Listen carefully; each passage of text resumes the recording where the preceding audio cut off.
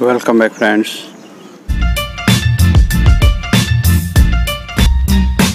तो फिर से एक नए टॉपिक के साथ हाजिर हो दोस्तों।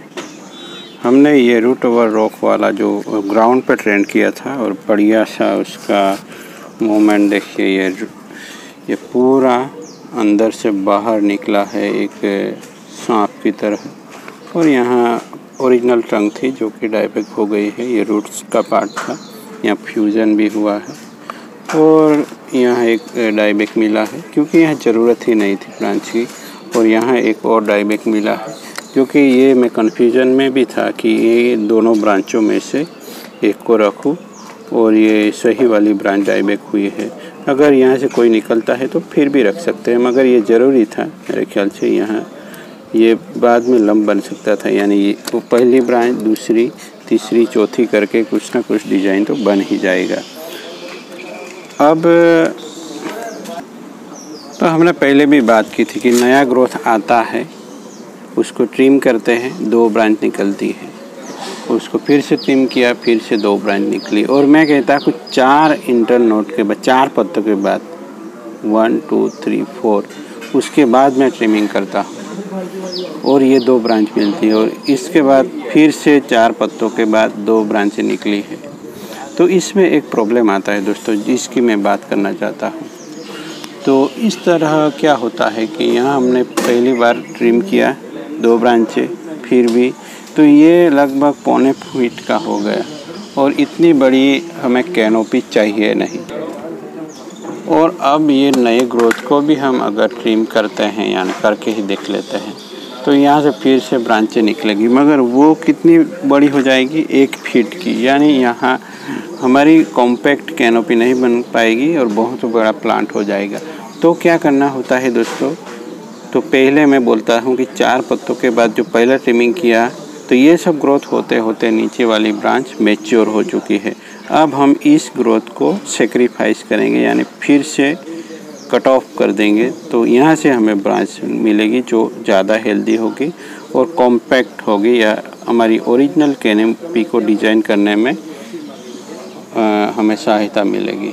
तो अब हम ये पूरे ऊपर के ग्रोथ को सेक्रीफाइस करेंगे। अगर आपने 4 पत्तों के बाद ट्रिमिंग किया था तो आपको फ़ायदा मिलेगा, यहाँ 1-2 इंटरनोड बचेंगे जो कि हमें नया ग्रोथ करने में फ़ायदा होगा। तो अब यहाँ से जो ब्रांच निकलेगी उसी के साथ हम वही सब कुछ करेंगे जो हम करते आए हैं, यानी इस ग्रोथ को यहाँ भले ही ब्रांचिंग होती रहे, अगर बाद में अभी या कभी भी हमें ये हटाना ही होगा तो मैं अभी हटा देता हूँ।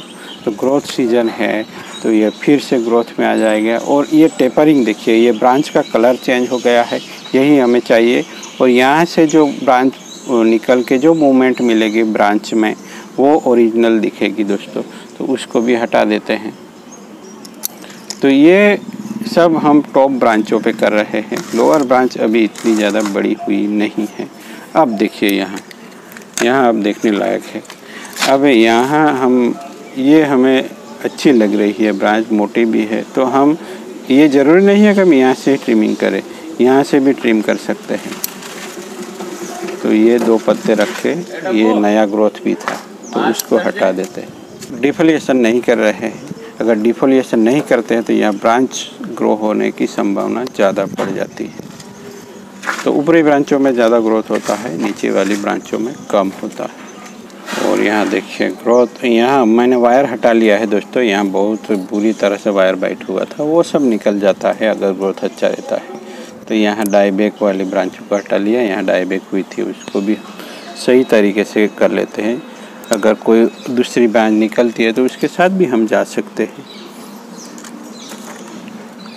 तो न्यूट्रिशन ना सही तरह से जाने की वजह से यहाँ नीचे वाली ब्रांच डाइबैक हो जाती है।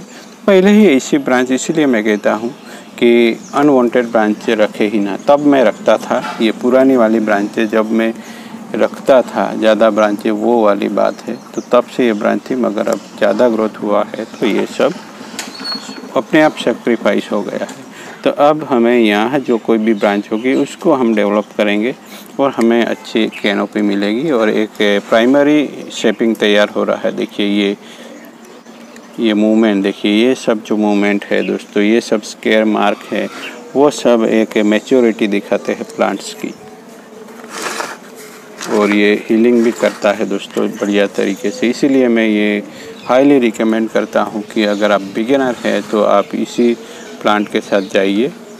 फाइकस विरेनस फिर से कहता हूँ, बढ़िया प्लांट है बिगिनर्स के लिए। लोअर ब्रांच में अब थोड़ी ब्रांचिंग या ग्रोथ शुरू हुआ है तो उसको भी लगे हाथ हम ट्रिमिंग कर लेते हैं। ट्रिमिंग यानी पिंचिंग कर लेते हैं।